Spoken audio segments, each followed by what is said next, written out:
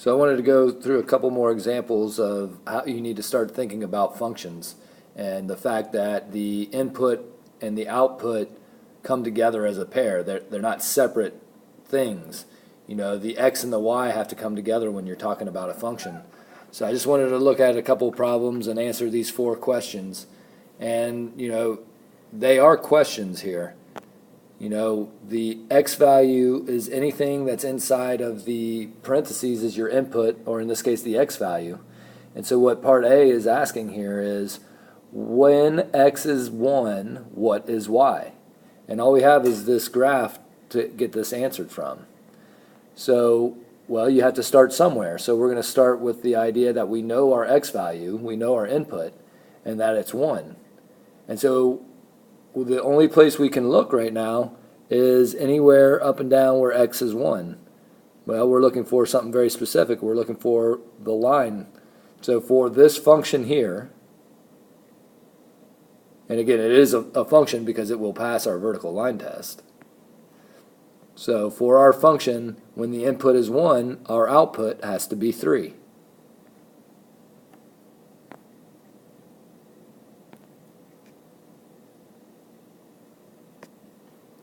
So let's talk about the domain. Hopefully you remember that the domain is your x values. And so we need to say every x value that this function is hitting needs to be part of our domain. And so let's look for the smallest x value. That's down here at this point. Right? The smallest x value is -4. There's nothing else to the left of it.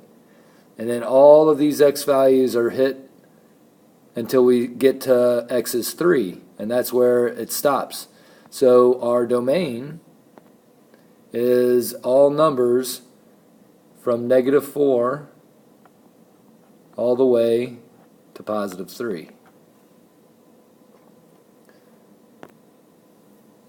So let's flip part A around.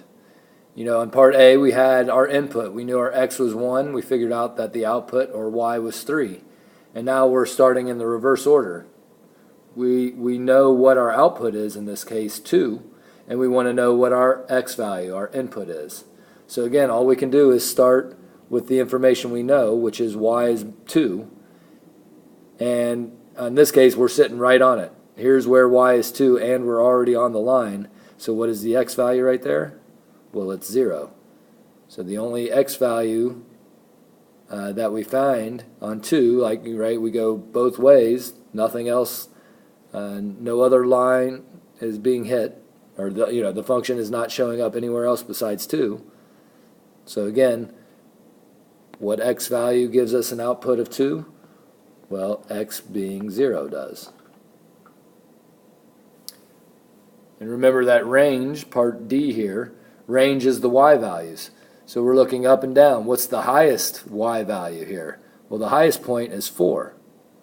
The lowest point is -5. And then everything in between is being hit. So let's start with the lowest value here of -5.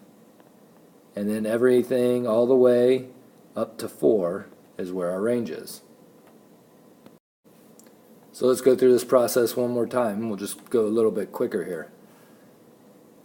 F of 1, what is the y value when the x value is 1? Well, we know our x value. There's nothing below. We have to come up here, and we see that the y value for that input of 1 is 4.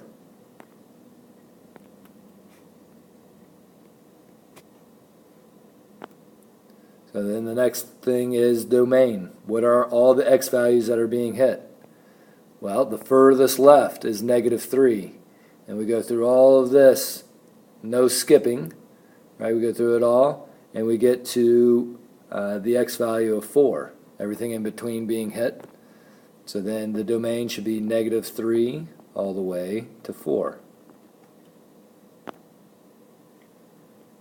So now we're flipping it around. What is our x value when our y value is 2? And this one's a little bit different.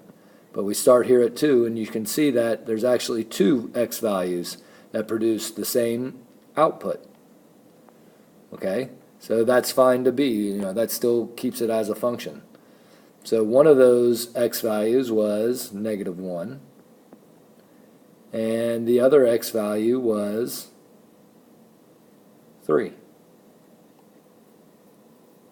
And finally, the range. The range, be careful. It's not about the endpoints necessarily. The lowest is this endpoint at -4, but the highest value being hit is 5.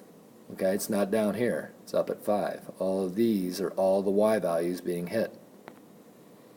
So the lowest is -4 and all the way to 5.